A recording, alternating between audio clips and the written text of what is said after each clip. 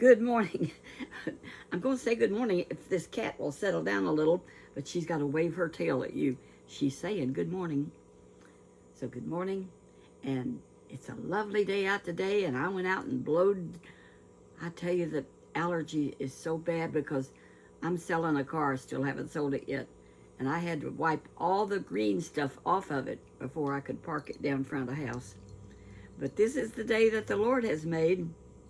Let's rejoice and be glad in it, or else be glad in it and rejoice. Either way is good.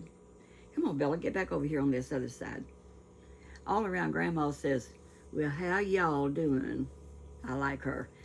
You know, all around Grandma, how y'all doing this morning?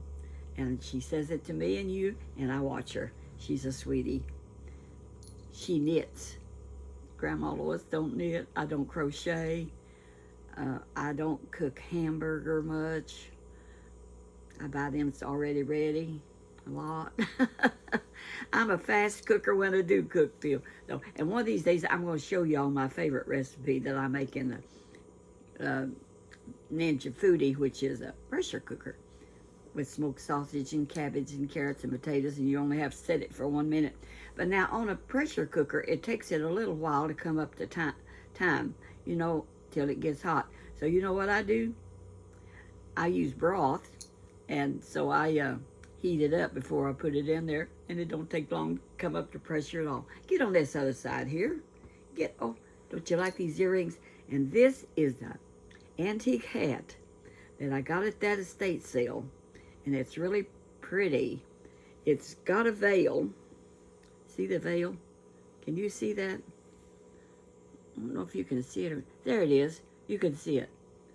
Like I said, I believe the Queen of England would have wore this one. Who knows? But I like it. So I told everybody earlier that I'm going to tell about living off the grid. Now, when I was a little girl, 7 years old, my dad got a job up in the mountains when they was building the Skyline Drive in North Carolina.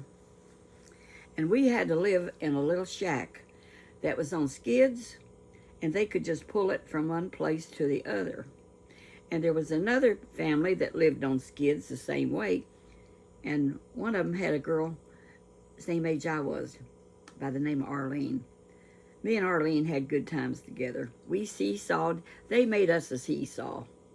Now, if you know what a seesaw is, it goes over another, like a built-up thing, and one on one end and one on the other, and you seesaw back and forth, and you bring each other up and down, up and down.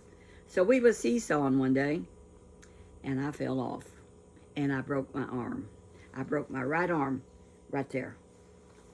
Well, what do you do when you're up in the mountains and you broke your arm? Well, here we're off the grid. There's no doctor. You have to go miles to get a doctor.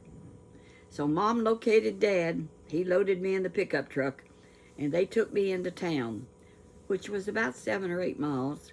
We was off the grid. And so they took me in, and I'm scared to death, and what are they going to do? Because it was laying there crooked it was crooked. It was bad. But when the doctor looked at it, he says, it's a clean break. Hold her, Tom, or hold her, Mr. Ayers. So he held her, and the doctor pulled. I screamed.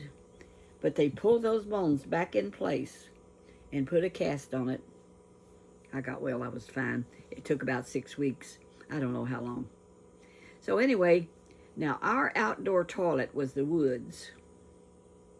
We didn't have a shed. If you went to the woods and it was raining, you took you something to put over your head. And you know, we was so poor we didn't have umbrellas. We was poor. Never had an umbrella till I was grown, I don't think, or not even when we was going to school and walking in the rain, because we lived off the grid in Indiana for 2 years also. My daddy bought a farm in Indiana that did not have a house on it. The original house had burned down, and so he's going to build a house where the other house was. But in the meantime, he built what we later called the smokehouse, because we'd put our hams and our chitlins and all that chitlins. Mom really did make chitlins. You know what chitlins is? It's the intestines of a hog. You clean it out, and Mom cleaned the intestines of the hog. And you know what? I watched her, and it would have worms and stuff in it. But she would clean it and peel the inside out, and then she would rinse them and rinse them. And then you cut them up, and you can fry them, and they're delicious. I haven't ate chitlins since I was a little girl. Maybe someday. My husband says they used to fry them over in Louisville, and they stunk really bad. I don't know. We ate them. They were delicious to us. But up there in the mountains, you could see bears. You could hear the screaming of the cougars. And when we went to the bathroom, Mom would say, "Watch for snakes, kids.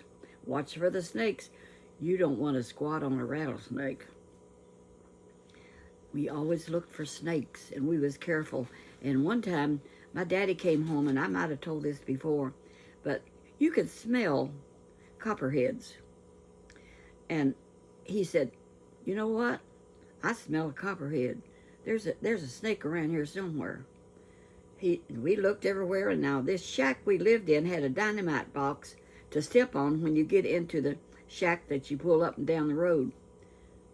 Daddy lifted that box, and there was that copperhead right there under that box. It was a dynamite box. Well, he had a hoe in his hand. He was ready to kill it when he found it. So he killed that copperhead, and we all got out of the way. Daddy killed so many rattlesnakes, and there's an old saying that if you take the tails of rattlesnakes and put them in a guitar, it'll help your guitar to have a real good tone. And my mom played the guitar and sang. She could carry a tune, which is more than I can do, even though I try to sing, and I enjoy singing. Can't sing a lick, but I do it anyway, right on YouTube with Evangelist Buddy Baird. Y'all ought to listen to that. I feel good. I feel good. I sang that one. Just because I've been redeemed, I feel good. Oh, I'm on my way to heaven. See, I can't sing, but I love it. Sing anyway. Now, I was a fan of my mom singing, and she would get her guitar, and she would get it in that shack, and it had like a bedroom and a kitchen. And she had like a wood stove she cooked on, about that round, and you could only cook one pot at a time. We ate a lot of soup beans and fried cornbread. See, you can fry fry cornbread, just make hoe cakes of it. That's what we call it. You know why they call them hoe cakes? They said because the slaves, when they cooked, they didn't have much of a stove, but they had hoes, and they would put their cornbread on the hoe and put it in the fire, and they could cook on the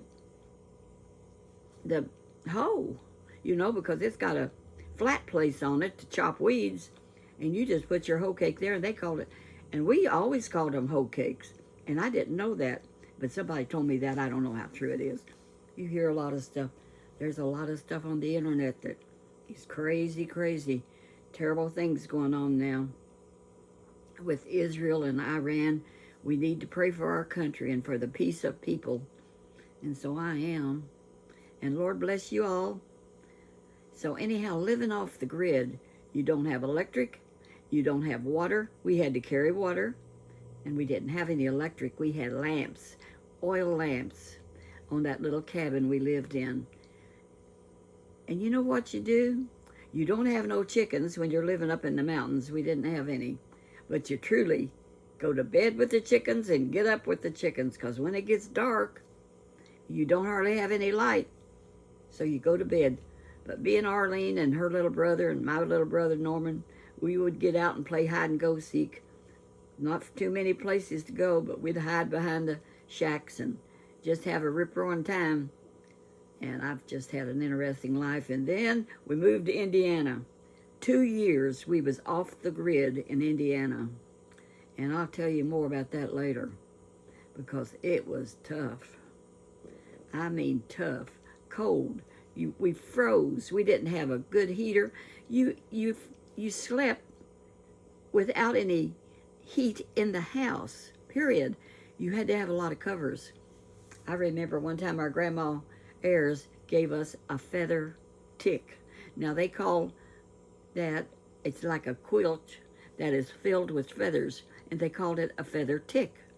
And she gave me and Phyllis one, and we was two happy little old girls. I had to sleep with my little sister who had feet like icicles. Icicles. I'd say, don't touch me, and I'm putting a line down the middle of this bed, and don't you cross it. But I'd feel her cold feet getting on me. And we would also take arms. You know, we had these heavy arms that we armed with, and you would heat them up and wrap them in a towel and put them at your feet, because your feet were like icicles. It wasn't fun. I love my electric blanket.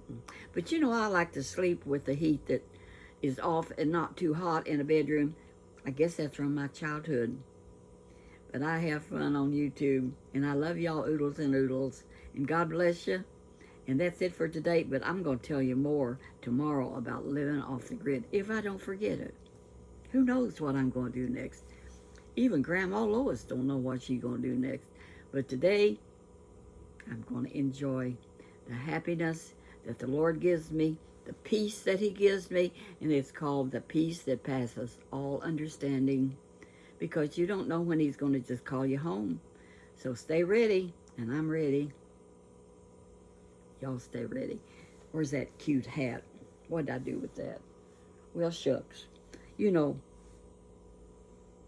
I can't find it. I thought I took it off and laid it somewhere. I looked at my iPad. There it is. Keep a sense of humor. We need to laugh at ourselves. You know, I'm going to say something else I think is funny. How you like this? They say, Grandma is an influencer. Well, what, an influencer? So maybe I can influence you all to wear flowers in your hair and in front, like this, on your hats. Grandma has always wore that kind of stuff. So if I can influence any of you kiddos to brighten up the day with something like that, go for it, kids. Send me a picture. I'm going to try to put my Andy, 967 Andy. I watched one of his stories this morning. It was so good. I just enjoyed it. It's been on a little while, but it was certainly interesting. But 967 Andy is going to come help me put my email on. And I have stopped my post office box because I wasn't getting any letters, just one letter, and I'm going to answer her as soon. Miss Gwen Walker, I'm sorry, I didn't write you, but that was the sweetest letter, and that's the one I got last time, but I just didn't hardly get any. But I loved yours, honey, so God bless you wherever you are. I was going to sit down and write a letter, but I just stay busy. I really do. Right now, I got to go do some running. So thank you, Gwen. God bless you. I love you. I'm going to have a Gmail address. He's going to help me put it on, and then we can do that. So I'm going to shut up. Walk that walk now, where Jesus would be pleased with you. And don't you like that? That looks good in my, I can see myself in the iPad, and I don't look too bad to be 90. It's a miracle of God. Now, I do have wrinkles, but they're not too bad. Grow old gracefully is my motto.